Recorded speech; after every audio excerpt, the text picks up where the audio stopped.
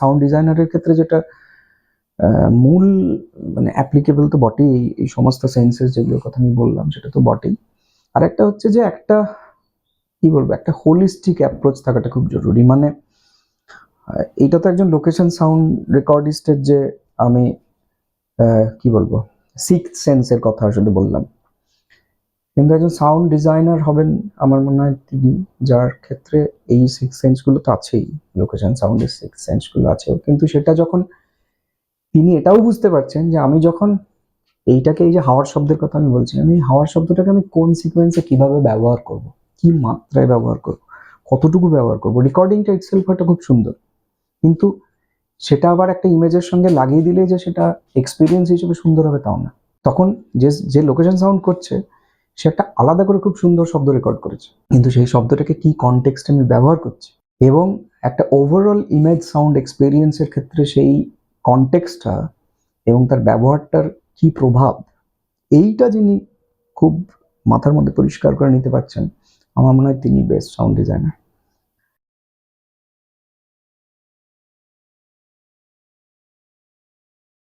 একজন sound recordist তো কি হয়, আপনার সাউন্ড রেকর্ডিস্টরা তো, সাউন্ড ডিজাইনাররা তো একটা একটা প্রিমাইসেসের মধ্যে, গিভেন প্রিমাইসেসের মধ্যে কাজ করেন। মানে তাকে একটা ক্ষেত্র দেওয়া হয়েছে, একটা মাঠ দেওয়া হয়েছে খেলার জন্য, সেই মাঠটার কতগুলো বাউন্ডারি আছে, মানে তার বাইরে করা যায় না, তার বাইরে কিছু করা যায় না। তো আমাদের ক্ষেত্রে সাউন্ড ডিজাইনারদের ক্ষেত্রে ছবির ফ্রেমটা হচ্ছে একটা বাউন্ডারি, ছবির গল্প যেভাবে চলছে এগুলো সব বাউন্ডারি কন্ডিশনস, সেগুলো দেওয়া আছে। এবারে ওই দেওয়া যে ঘেরা জায়গাটার মধ্যে তোমাকে যা করার করতে হবে।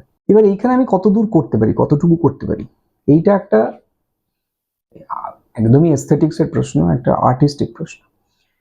আমার ধারণা বহু কিছুই করা সম্ভব, নানা কিছুই করা যায়, এবং এই যে সেন্সগুলোর কথা বলছিলাম এইগুলো তখন যত ধারালো হয়, যত ধারালো হতে থাকে কাজ করতে করতে অভিজ্ঞতায়, যত ধারালো হতে থাকে চর্চায়, তখন অনেক হেল্প হয়। মানে এবং সবচেয়ে বড় কথা, নতুন নতুন ছোট ছোট জিনিস ইনকর্পোরেট করা সম্ভব হয়।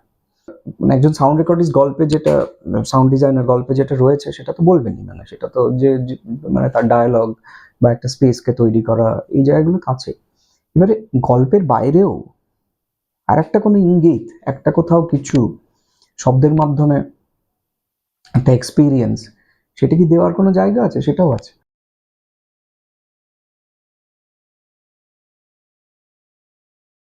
এই আমি লালদার সুমন মুখোপাধ্যায়ের একটা ছবি করেছিলাম, সেটার নাম ছিল অসমাপ্ত।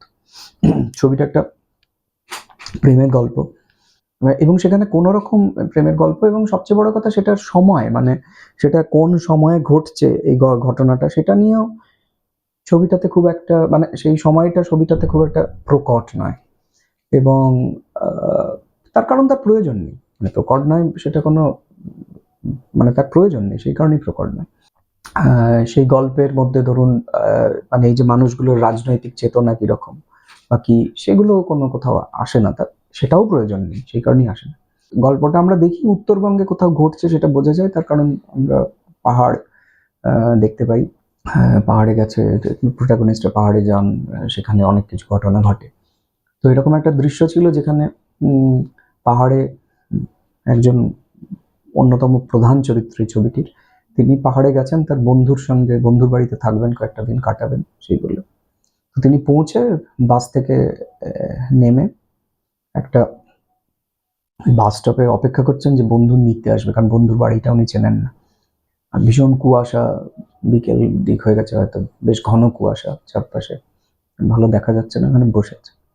এই অপেক্ষাটা যখন আমি ডিজাইন করছি সাউন্ডে, তখন একটা ছোট জিনিস করেছিলাম, সেটা হচ্ছে যে এটা আবার আমি রেকর্ড করতে গিয়েই হঠাৎ করে ঘটেছিল আমার সঙ্গে, যে এই ছবিটার যেহেতু খুব স্পেসিফিক সাউন্ড, পাহাড় তো, সে তার শব্দ তো খুব আলাদা, সে কারণেই ছবিটার সাউন্ড ডিজাইন করার আগে, এডিট হয়ে যাওয়ার পরে যখন ছবিটা আমার কাছে আসে, তারপরে আমি একবার দিন 3-4-এর জন্য পাহাড়ে গেছিলাম, যেখানে ওরা, যে লোকেশনে ওরা শ্যুট করেছিলেন ওই লোকেশনেরই আশেপাশে একটা জায়গায়, যে একটু অ্যাম্বিয়েন্স সাউন্ড, চারপাশের শব্দ রেকর্ড করে আনার জন্য।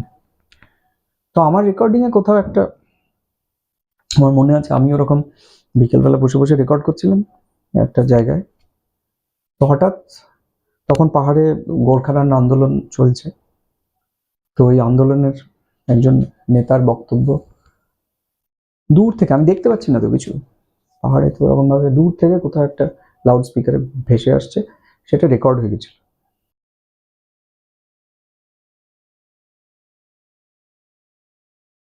তো আমি পরে ওই অপেক্ষার জায়গায় ওইটা খুব ছোট করে একটা টুকরো ব্যবহার করি, ফেন্ট, মানে একেবারে উচ্চকিত নয়, মানে আসে চলে যায় এরকম। ওই অপেক্ষার মানে অনেকটা আমি যে বসে বসে রেকর্ড করছিলাম সেটাকে যদি আমি একটা অপেক্ষার মতো করে ভাবি, অনেকটা সেরকমই একটা এক্সপিরিয়েন্স ওই প্রোটাগনিস্টেরও হচ্ছে।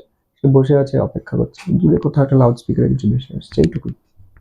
কিন্তু কথা হচ্ছে এটা দিয়ে যেটা হলো সেটা হচ্ছে প্রয়োজন বা প্রয়োজন নেইটা এক্ষেত্রে অবান্তর প্রশ্ন, কিন্তু ইন্টারেস্টিং যেটা হলো সেটা হচ্ছে কোথাও একটা টাইম স্ট্যাম্পিং হয়ে গেল, মানে কোথাও একটা শব্দ, একটা কোথাও ছাপ রেখে গেল ছোট করে, যে আচ্ছা এই যে একটা প্রেমের গল্প ঘটছে এখানে, এত কিছু, মানে এখানে এই গল্পটা পুরোটাই একটা মনস্তাত্ত্বিক, মানে পারস্পরিক সম্পর্ক ইত্যাদির গল্প, মানে এর সঙ্গে বৃহত্তর সামাজিক রাজনৈতিক প্রেক্ষাপটের এর সাথে কোনো সম্পর্ক নেই।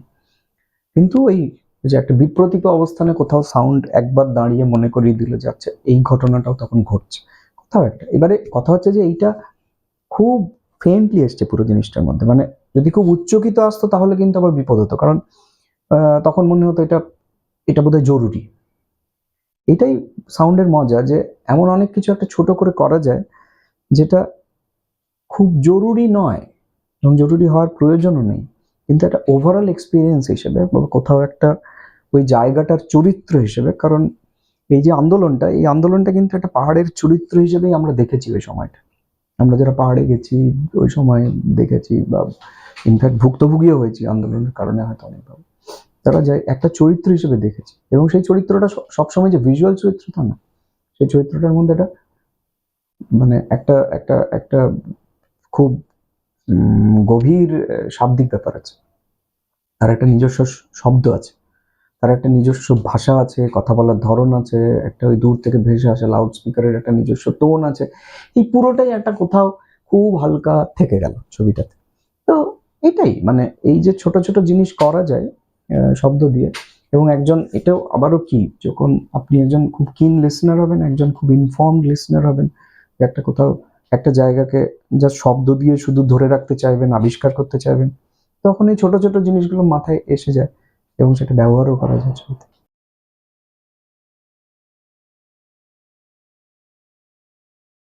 বিখ্যাত সাউন্ড রেকর্ডিস্ট, ডিজাইনার সেরকম কথা বলতে গেলে ভারতবর্ষের কনটেক্সটে প্রথম যার নাম আমি করব তিনি হচ্ছেন এম পদ্মনাভন। মানে আসলে সাউন্ড ডিজাইনার এই শব্দটা তো খুব পরিচিত শব্দ ছিল না, মানে সাউন্ড যিনি লোকেশনে খানিকটা রেকর্ড করতেন, পরে আবার যিনি মিক্সিং করতেন, মানে যাকে রি রেকর্ডিং ইঞ্জিনিয়ার বলা হতো, তারাই আসলে মানে সাউন্ডের মূল কাজগুলো যারা করতেন তাদের মধ্যে ধরা হতো। সেই অর্থে ডিজাইন মানে যিনি ওভারঅল প্রথম থেকে শেষ অবধি একটা ডিপার্টমেন্টের সবগুলো সাবহেডও সামলাচ্ছেন, এরকম কিছু ছিল না তখন। এম পদ্মনাভনের কথা বলি কারণ এম পদ্মনাভন অনেক অ্যাকচুয়ালি খুব গুরুত্বপূর্ণ ফিল্ম মেকারদের সঙ্গেও কাজ করেছেন, মনিকা কাউলের সঙ্গে দীর্ঘদিন কাজ করেছেন, অজস্র ডকুমেন্টারি ছবি করেছেন, আমাদের কুমার শাহানির সঙ্গে কাজ করেছেন, এদের প্রায় সব ছবি ওনার করা। ওনার একটা খুব ইউনিক অ্যাপ্রোচ ছিল পুরো সাউন্ড রেকর্ডিং এবং মিক্সিংয়ের ক্ষেত্রে, এবং সেই অ্যাপ্রোচের মধ্যে ওনার যেটা ছিল, এবং ওনার কাছে পরে আমি ওনার সঙ্গে ওনাকে যে খুব বেশি দেখেছি বা ইন্টারাক্ট করার সুযোগ হয়েছে সেরকম না, কিন্তু যেটুকু সামান্য আমি কথা বলতে শুনেছি এবং কাজ দেখে আমার পরে মনে হয়েছে যে ওনার একটা মিনিমালিস্ট ব্যাপার ছিল পুরো জিনিসটার মধ্যে, খুব মিনিমালি করতেন যা করতেন, মানে একটা দুটো জিনিসের উপরেই রিলাই করছেন, মানে হয় না একটা হচ্ছে অ্যাপ্রোচ হচ্ছে আপনি অনেক কিছু আনছেন একটা জিনিসের মধ্যে, মানে একটা কথা বলার জন্য আপনি নানা কিছু সাহায্য নিচ্ছেন, আবার আপনি একটা কথা বলার জন্য জাস্ট একটা বা দুটো জিনিসের উপর রিলাই করছেন। উনি বলতেন একটা ইন্টারেস্টিং কথা, যে আসলে সাউন্ড ট্র্যাকে 2.5 শব্দ লাগে, 2.5, মানে দুটো একদম প্রমিনেন্ট শব্দ আর একটা কোনো ছোটখাটো শব্দ, তাহলেই গল্পটা বলা যায়। তো সেটা আছে পদ্মনাভনের ছবি দেখলে, অনেক বিখ্যাত ছবি কুমারের বা মানির দেখলে বোঝা যায় যে সেটা আছে। ওনার ডকুমেন্টারিও খুব ইন্টারেস্টিং, মানে বেশ কয়েকটা ডকুমেন্টারি ওনার মিক্স করা আছে যেগুলো খুব ইন্টারেস্টিং। আর তার মধ্যে একটা খুব পরিচিত চেনা ডকুমেন্টারি হচ্ছে আমাদের রুচির জোশীর 11 মাইলস, 11 মাইলস পদ্মনাভনের মিক্স করা।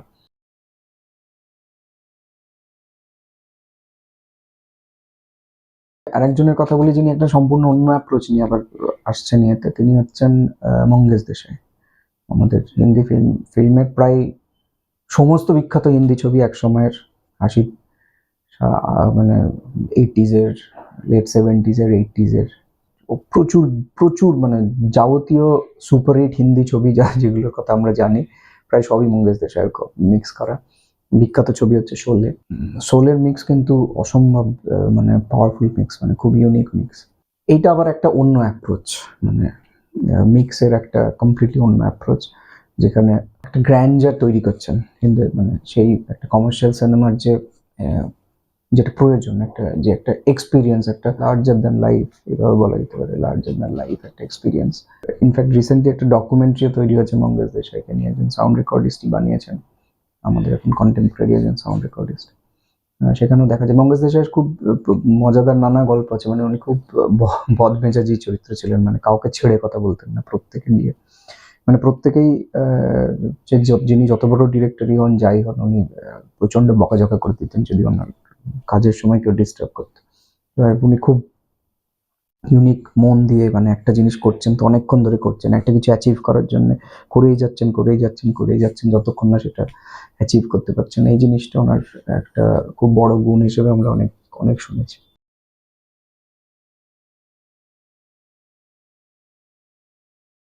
কন্টেম্পোরারি যদি কারো কথা বলতে হয়, সেটা আমি একজনের কাজ আমার খুব ভালো লাগে। তিনি হচ্ছেন একজন আমেরিকান সাউন্ড এডিটর, তার নাম হচ্ছে স্কিপ লিয়েভসি। স্কিপ লিয়েভসের করা ছবির, তার মধ্যে ওনার একটা কোলাবোরেশনের ইতিহাস হচ্ছে কোয়েন ব্রাদার্সদের সঙ্গে, যাদের আহ, যাদের অনেকগুলো বিখ্যাত ছবির মধ্যে একটা ছবি হচ্ছে no country for old man. এই ছবিটার সাউন্ড কিন্তু অসম্ভব ব্রিলিয়ান্টলি ডিজাইন করা বলে আমি মনে করি, প্রচন্ড সুন্দর ডিজাইন, আর ওই খুব মিনিমাল ডিজাইন, মানে একদম ঠিক যেটুকু দরকার সেইটুকুই আছে, মানে এতটুকু এক্সট্রা নেই ছবিটাতে। কিন্তু এক্সপিরিয়েন্সের দিক থেকে কোথাও, মানে ছবিটার মধ্যে খুব পাওয়ারফুল পারফর্মাররাও আছেন ছবিটাতে, কিন্তু ছবিটার এক্সপিরিয়েন্সের জায়গা থেকে কোথাও আপনার মনে হবে না এতটুকু বাড়তি কিছু আছে সাউন্ড ট্র্যাকটা। অসম্ভব সুন্দর মিক্স এবং অসম্ভব পাওয়ারফুল এডিট, সাউন্ড এডিট। আর একজনের কাজ তো আমরা সবাই উই লুক আপ, সেটা হচ্ছে ওয়াল্টার মার্চ। বিখ্যাত বিখ্যাত ছবি আছে, গডফাদার আছে, তারপরে প্রায় সাউন্ডের টেক্সট বুকের মতো হয়ে গেছে এখন যে সাউন্ড মিক্সটা, সেটা হচ্ছে অ্যাপোক্যালিপস নাও।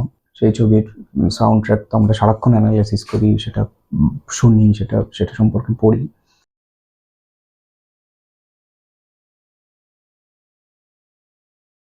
এই সিনেমা এমনিতেই একটা কোলাবোরেটিভ মানে প্র্যাকটিস, তো সিনেমা কখনোই তো মানে একা বানানো সম্ভব নয়।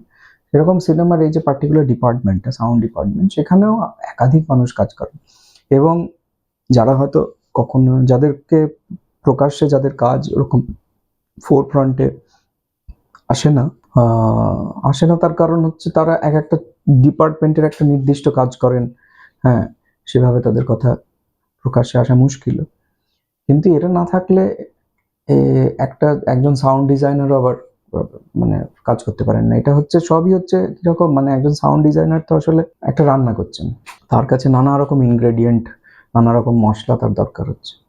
এবারে এইগুলো যারা সাপ্লাই করছেন, তারা যত সেরা জিনিস দেবেন তত তার সাউন্ড ডিজাইনারেরও সুবিধে হচ্ছে। যখন রান্নাটা হচ্ছে তখন সেটাকে আরো ফ্লেভারফুল করে তোলার যে প্রক্রিয়া, সেটা তার পক্ষে করা সম্ভব। তো এইরকম মানে আনসাং হিরো অনেকেই আছেন।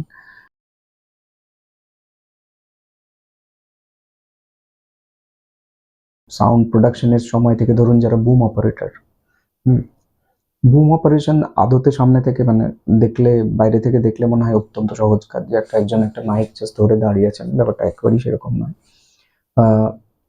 মাইক অপারেশন একটা অত্যন্ত সূক্ষ্ম কাজ, তার কারণ মাইক একটা অত্যন্ত সেন্সিটিভ যন্ত্র। এবার সেই যন্ত্রটাকে যখন আপনি অপারেট করছেন, তখন তার এতটুকু মুভমেন্ট, সামান্য মুভমেন্ট, যা সাউন্ডের সোর্সের থেকে সামান্য নড়াচড়া বা ঠিক সময়ে সাউন্ডের সোর্সের দিকে ঘুরে যাওয়া, মুভ করা, এই পুরো ব্যাপারটা, এবং মাইক্রোফোনের চয়েস, তারপরে এতটুকু মানে নয়েজ ছাড়া মাইক্রোফোনটাকে ধরে থাকা অনেকক্ষণ, কোনো রকম বডি নয়েজ অ্যাড না করে, তাতে এই অনেকগুলো জিনিস আছে যেগুলো খুব গুরুত্বপূর্ণ। এবং মানে মুভমেন্টরা হচ্ছেন এই প্রথম ধাপ, যারা সাউন্ড রেকর্ডিং এর কাজটাতে একটা বিরাট গুরুত্বপূর্ণ ভূমিকা পালন করে। এবং তাদের টেম্পারামেন্ট, মানে তারা সারাক্ষণ অ্যাক্টরদের সঙ্গে অ্যাকচুয়ালি স্পটে তাদের কাছাকাছি থাকছেন, তাদের সঙ্গে ডিল করছেন। সাউন্ড রেকর্ডিস্ট তো বেশিরভাগ সময় অনেক পিছনে বসে থাকেন, অনেক দূরে বসে থাকেন।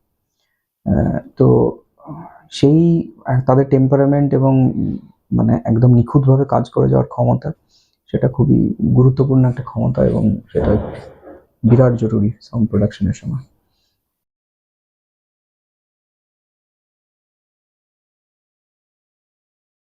পোস্ট প্রোডাকশন স্টেজে ধরুন যারা কাজ করছেন, যারা ডায়লগ এডিট করছেন, ডায়লগ এডিট করছেন, নয়েজ রিডাকশনের কাজ যারা করছেন, তারপরে আপনি আসুন হচ্ছে সাউন্ড এফেক্টস এডিটিংয়ে, এফেক্টস এডিট যারা করছেন, মানে এফেক্টস এডিট মানে হচ্ছে ধরুন এই যে একটা জায়গা যখন, একটা স্পেসকে যখন আপনি সাউন্ড দিয়ে ডিফাইন করছেন, যে ধরুন একটা দৃশ্য শ্যুট হয়েছে হাওড়া স্টেশন, এবারে হাওড়া স্টেশনে তো সাংঘাতিক শব্দ, এবারে সব শব্দই তো আর আমরা সাউন্ডে লাগিয়ে দিতে পারি না, আমাদের বেছে বেছে বেছে বেছে এমন কিছু জিনিস তৈরি করতে হচ্ছে যাতে হাওড়া স্টেশনটাও তৈরি হলো, হাওড়া স্টেশনের এক্সপিরিয়েন্সটাও তৈরি হলো, আবার হাওড়া স্টেশনের ভিতরে যখন দুজন ছবির চরিত্র কথা বলছেন, তাদের কথাটাও পরিষ্কার শোনা যাচ্ছে, সেটাও কোথাও ব্যাহত হচ্ছে না।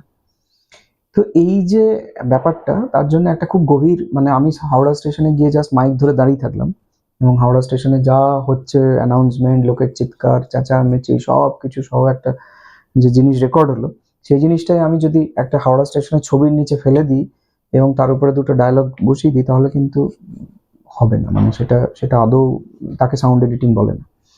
সাউন্ড এডিটিং মানে আপনি চুজ করছেন, আপনি বেছে বেছে বেছে বেছে একটা জিনিস তৈরি করছেন, মানে একটা ট্রলি একজন কুলি ঠেলতে ঠেলতে নিয়ে চলে যাচ্ছেন, সেটাও আপনি আলাদা করে ছোট করে বসাচ্ছেন কোনো একটা জায়গায়, একটা অ্যানাউন্সমেন্ট ঠিক করে এমনভাবে বসাচ্ছেন যাতে সেটা কোনোভাবে ডায়ালগকে এফেক্ট না করে, কিন্তু কোথাও একটা থাকে।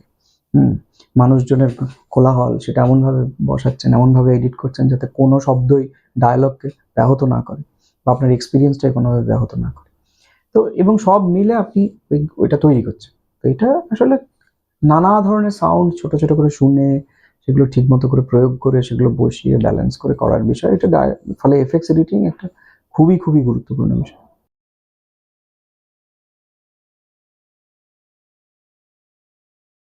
ফলি ফলি মানে কি? ফলি মানে হচ্ছে নানা ধরনের ইনসিডেন্টাল সাউন্ডস মূলত সেটা তৈরি করা।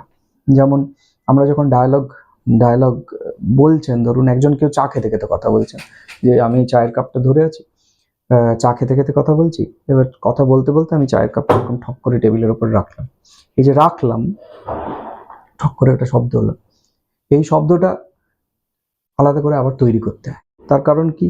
তার কারণ হচ্ছে এই শব্দটা দেখা যাবে হয়তো ডায়লগের সঙ্গে ওভারল্যাপ করে আছে, ঢুকে আছে, হ্যাঁ, ফলে এই শব্দটাকে আমরা আলাদা করে কন্ট্রোল করতে পারছি না। এই কন্ট্রোলটা আনার জন্য চেষ্টা করা হয় অ্যাকচুয়ালি ডায়লগের মধ্যে থেকে ওই শব্দটা বাদ দিয়ে দেওয়ার, বাদ দিয়ে নতুন করে রেকর্ড করার।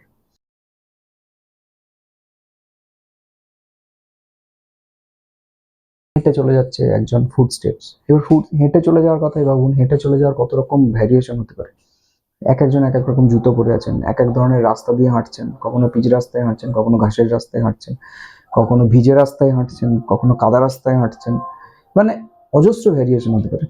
হ্যাঁ, এই যে ভ্যারিয়েশনটা তৈরি করা, এই পুরোটাই একজন ফলির কাজ, ফলি রেকর্ডিস্টের কাজ। আপনারা হয়তো ভাবছেন যে যে একজন চরিত্র যখন রাস্তা দিয়ে হেঁটে যাচ্ছেন কথা বলতে বলতে, তার কথার সঙ্গে সঙ্গে তার পায়ের শব্দটাও রেকর্ড হচ্ছে, আসলে হচ্ছে না। পায়ের শব্দ আদৌ হচ্ছেও না হয়তো, অনেক সময় সেটাও হতে পারে, এবং পায়ের শব্দের দিকে আমরা নজরও দিই না, আমরা তখন নজর দিই শুধুমাত্র ডায়লগটা রেকর্ড করার ক্ষেত্রে। তো মাইকিংও সেইভাবে করা হয় যাতে ডায়লগটাই প্রাধান্য পায়, এবং যদি পায়ের শব্দ সামান্য তার মধ্যে ঢুকেও থাকে সেটা বাদ দিয়ে দেওয়া হয়, এডিট করে করে আবার নতুন করে রেকর্ড করা হয়। তো এই যে রেকর্ডিংগুলো করা হচ্ছে, এগুলো সবগুলোকেই বলে ফলি, এবং এইটা একটা বিরাট গুরুত্বপূর্ণ কাজ, কারণ একটা বড় বডি অফ সাউন্ড ট্র্যাকের মধ্যে একটা বড় বডি অফ সাউন্ড এই ফলি ধরে আছে।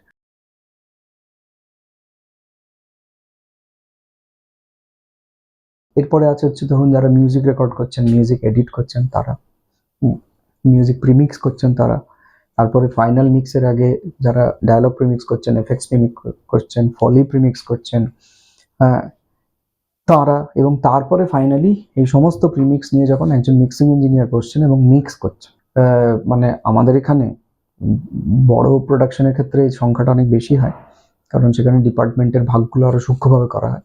আমাদের এখানে একজন ডিপার্টমেন্টের লোক হয়তো অন্য ডিপার্টমেন্টের কাজও করেন, মূলত অর্থনৈতিক কারণে আমাদের এখানে যেরকম হয়, যেভাবে হয়। তো তারপরেও সেই সংখ্যাটা দেখা যাবে হয়তো খুব কম করে হলেও 15 জন কাজ করছেন প্রোডাকশন থেকে পোস্ট প্রোডাকশন অব্দি, পুরো সময়টার মধ্যে অন্তত 15 জন কাজ করছেন সাউন্ড ট্র্যাক নিয়ে। তো এদের কথা তো প্রকাশ্যে আসে না, সাউন্ড ডিজাইনারের কথা বা রি রেকর্ডিং ইঞ্জিনিয়ার, মিক্সিং ইঞ্জিনিয়ার, তাদের কথাই মূলত বলা হয়, বা যিনি লোকেশন সাউন্ড রেকর্ডিস্ট তার কথা বলা হয়। কিন্তু তার বুমম্যান বা এই যে সাউন্ড ডিজাইনারের সঙ্গে যে ফলি করছে, যারা এডিট করছে, যারা এফেক্টস এডিট করছে, যারা ডায়লগ এডিট করছে, যারা নয়েজ রিডাকশনের কাজ করছে, তাদের কথা আসে না সেভাবে, সেটা ঠিকই।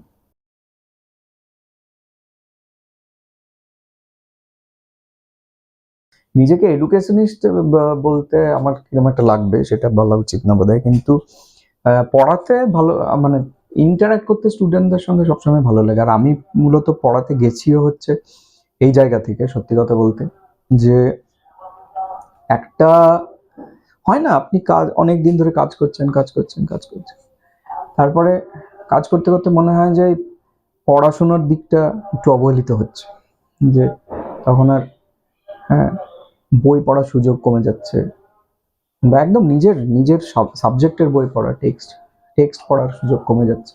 আমার মনে হয় আমি সেই জায়গা থেকেই আসলে পড়ানোর দিকে খানিকটা ঝুঁকেছিলাম, যে হয়তো ওই টেক্সটগুলোর কাছে ফিরে যাওয়ার জন্য একবার, বা নতুন করে একটু ঝালিয়ে নেওয়ার জন্য। আমাদের তো রিফ্রেশার যারা মানে এরকম ফ্রিল্যান্স কাজ করেন, তাদের তো না আছে স্যাবাটিক্যাল, না আছে রিফ্রেশার্স কোর্স করার টাইপের কোনো কিছু করার কোনো সুযোগ। তো মনে হয়েছিল যে এইভাবে করা যেতে পারে। এই ইন্টারাকশনটা ছাত্রদের সঙ্গে, যে প্রাত্যহিক ইন্টারাকশন, একটা কোনো বিষয় নিয়ে বলা এবং বলতে শুরু করতে গেলে যে একটা থট প্রসেসের মধ্যে ঢুকতে হয়, তার জন্য নিজেকে যেভাবে প্রিপেয়ার করতে হয়, সেইটা আমি অ্যাকচুয়ালি এনজয় করি, এবং সেইটা কোথাও একটা কাজেও লাগে নিজের। আমি যখন প্রফেশনালি কোনো কিছু করছি, প্রফেশনাল কোনো কাজ করছি, তখন অনেক রেফারেন্স আসলে কাজে লাগে, অনেক এই পড়ার অভিজ্ঞতা কোনো একটা ভাবে কাজের মধ্যে এসে পড়ে। মানে কাজটা তো আদারওয়াইজ কি হয়, যে আপনি যখন কাজ করছেন, করতে করতে একটা পয়েন্টে হয় আপনি এস্টাবলিশ, মোটামুটি লোকজন আপনার কথা জানে আপনি কাজ করছেন, হ্যাঁ, কিন্তু ওই জায়গাতে আটকে যায়। মানে একটা নতুন চিন্তা, নতুন ভাবনা ইত্যাদির জন্য যেটা দরকার সেটা হচ্ছে সবসময় একটা কোনো রেফারেন্স দরকার, একটা কোথাও ফিরে যাওয়া দরকার, যে আপনি 5 রকম ছবি দেখলেন বা বই পড়লেন, হ্যাঁ, কোনো একটা সিনেমা সম্পর্কিত বইয়ের কাছে ফিরে গেলেন, বা এই যে ফিরে যাওয়াটা তো এমনি এমনি হয় না। মানে শিক্ষার সঙ্গে যুক্ত থাকলে যেটা হয়, তখন আপনি you are force to go back, মানে আপনার ক্লাসটা নেওয়ার জন্য আপনাকে অনেক কিছু করতে হচ্ছে, একটা প্রিপারেশনের মধ্যে ঢুকতে হচ্ছে। সেই প্রিপারেশনটা আসলে একভাবে কাজেও লেগে যায় প্রফেশনালি।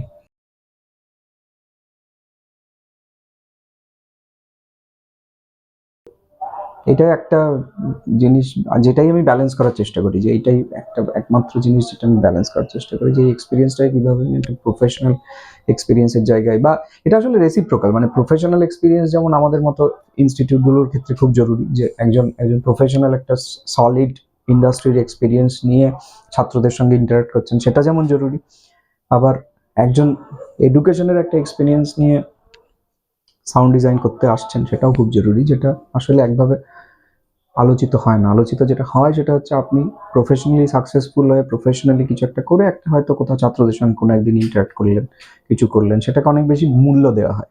কিন্তু আমার মনে হয় যে এইটা চেয়ে এটা তো ডেফিনেটলি মূল্যবান, ছাত্রদের জন্য উপকার হয়, হয়তো যিনি করছেন তার জন্য একটা রিফ্রেশিং একটা এক্সপিরিয়েন্স হয়। কিন্তু অন্যটা খুব গুরুত্বপূর্ণ। অন্যটা হচ্ছে যে আপনি আপনি আবার মূল টেক্সটের কাছে ফিরে যাচ্ছেন, আপনি মূল চিন্তাগুলোর দিকে ফিরে যাচ্ছেন, বা নতুন চিন্তা যা আসছে, যেগুলো লেখা হচ্ছে, যেগুলো নিয়ে আলোচনা হচ্ছে, সেগুলো সম্পর্কে আপনি ওয়াকিবহাল থাকছেন এবং ফিরে আসছেন আপনার প্রফেশনাল জগতে সেই এক্সপিরিয়েন্সটা নিয়ে। সেটা খুব জরুরি, নইলে এগোনো মুশকিল, আটকে যায় একটা পয়েন্টে।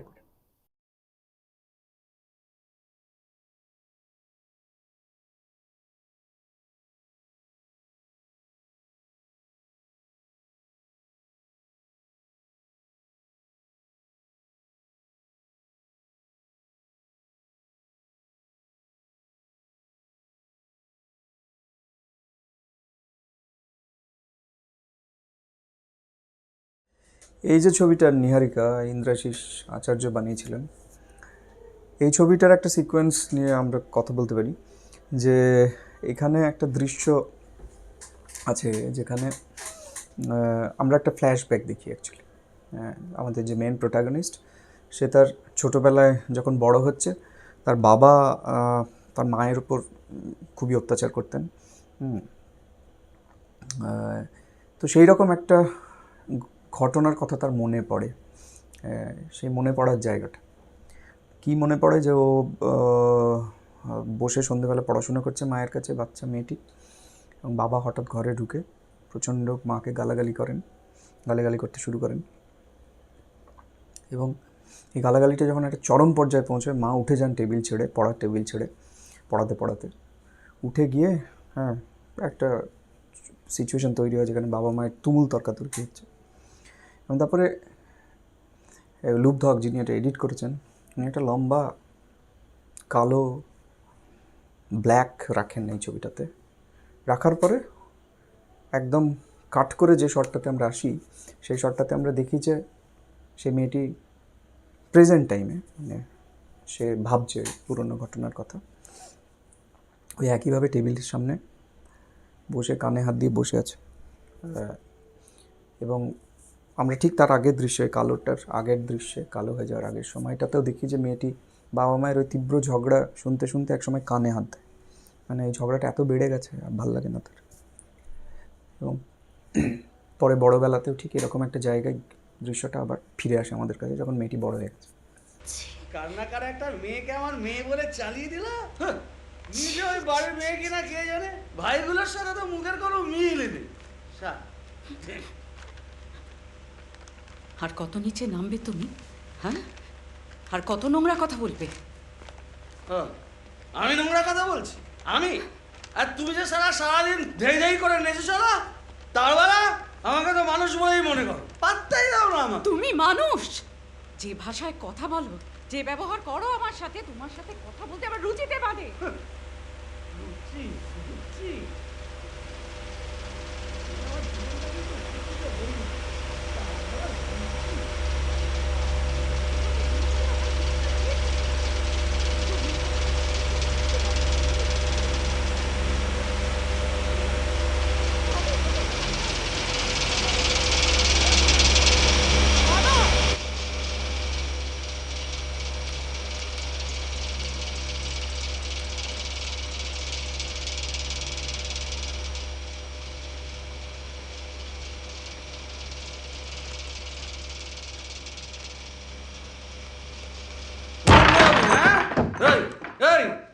তো এই যে এতখানি কালো অংশ, এটাকে কী করে আমি শব্দ দিয়ে ট্রিট করব, সেটাকে কী করে আমি অ্যাড্রেস করব, এই ট্রমাটা মেয়েটির, এটা তো একটা ট্রমা, এই জায়গাটা একটা ট্রমার গল্প, যে এই ট্রমাটাকে আমি কী করে অ্যাড্রেস করব।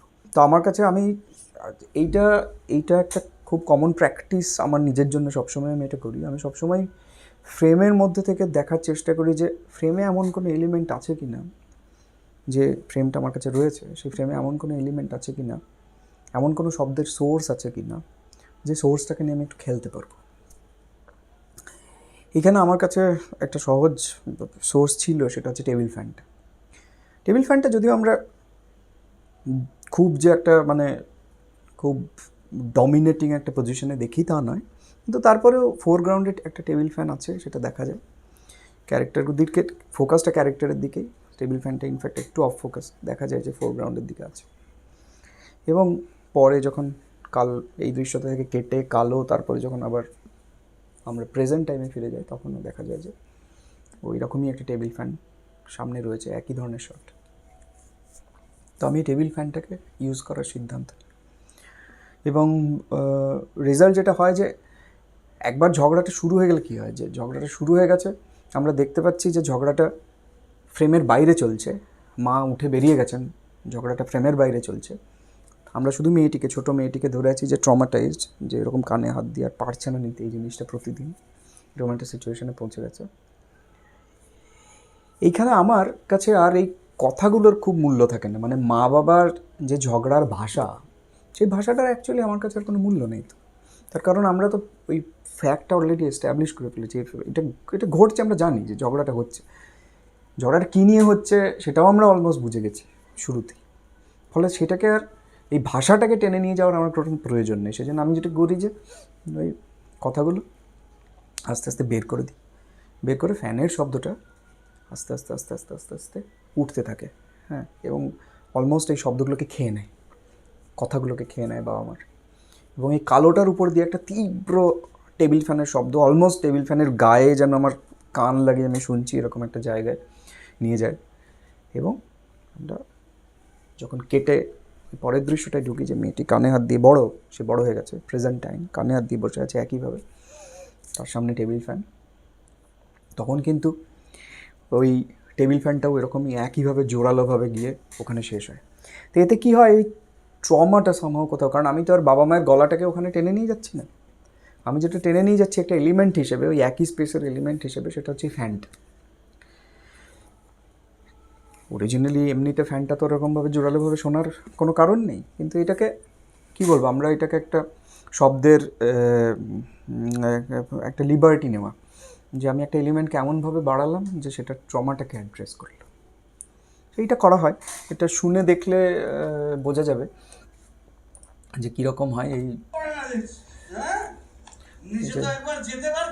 ঝগড়াটা শুরু হয়েছে, মানে বাবা অলরেডি এই যে ঘরে ঢুকলেন ধাক্কা দিয়ে, সব দেখছি সব। যেদিনকার মটকা গরম হয়ে যাবে না, সেদিন বুঝতে পারবে রোয়াব দেখানোর মতো। এবার মা রিয়াক্ট করতে শুরু করেছেন, কারণ এখনো ফ্যানটা আসেনি, এখন আমি ফ্যানটা চলছে, কিন্তু আমি ফ্যানটাকে লাগাইনি, মানে ফ্যানটার শব্দ খুব ভালো একদমই শোনা যাচ্ছে না, অলমোস্ট এখন শোনা যাবে। আমি নোংরা কথা বলছি আমি? আর তুমি যে সারাদিন ধেই করে নেচে চলা, তার বেলা আমাকে তো মানুষ বলেই মনে করো, পাত্তাই দাও না আমার। তুমি মানুষ, যে ভাষায় কথা বলো, যে ব্যবহার করো আমার সাথে, তোমার সাথে কথা বলে এবার ফ্যানটা ঢুকতে শুরু করেছে এবং বাড়তে শুরু করেছে।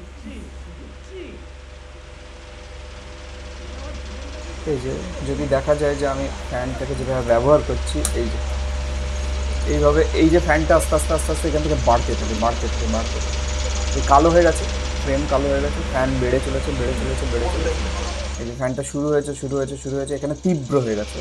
এই জায়গায় আমরা যেখানে তীব্র হয় ঠিক ওই জায়গায় শটটা কেটে আমরা আবার প্রেজেন্ট টাইমে ঢুকিয়েছি। এই সাংঘাতিক তীব্র হচ্ছে,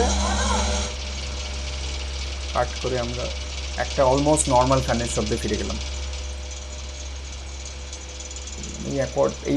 এই তীব্রতাটা যে তৈরি হলো, এই তীব্রতাটা আসলে ও ট্রমাটাকেও অ্যাড্রেস করছে একভাবে, এবং একই সঙ্গে আমার জন্য সনিক্যালি এবং দর্শকদের জন্য একটা অকওয়ার্ড সাইলেন্স তৈরি করছে, আচমকা বেমক্কা একটা সাইলেন্স। এই যে বাড়ছে,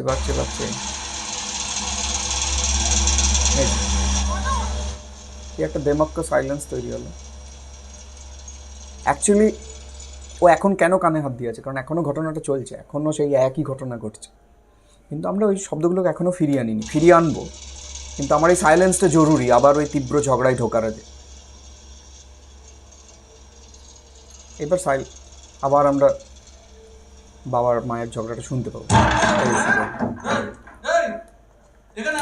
ছোট ছোট মুহূর্ত তৈরি করাটা খুব ইম্পর্ট্যান্ট আমার মনে হয় এক্সপিরিয়েন্সের জন্য, একটা এক্সপিরিয়েন্সের যে একজনের ট্রমার এক্সপিরিয়েন্স, ঝগড়াঝাটির এখানে এইসব ক্ষেত্রে আসলে ডায়ালগ খুব একটা গুরুত্বপূর্ণ নয়, কারণ ডায়ালগ আমাকে কোথাও নিয়ে যাচ্ছে না। এই সিচুয়েশনে ডায়ালগ আমাকে নতুন কোনো ইনফরমেশন দিচ্ছে না বা গল্পটাকে এগোতেও সাহায্য করছে না, ফলে আমি ডায়ালগের সঙ্গে কম্প্রোমাইজ করতে পারি এই ধরনের সিচুয়েশন, সেটাই করা হয়েছে।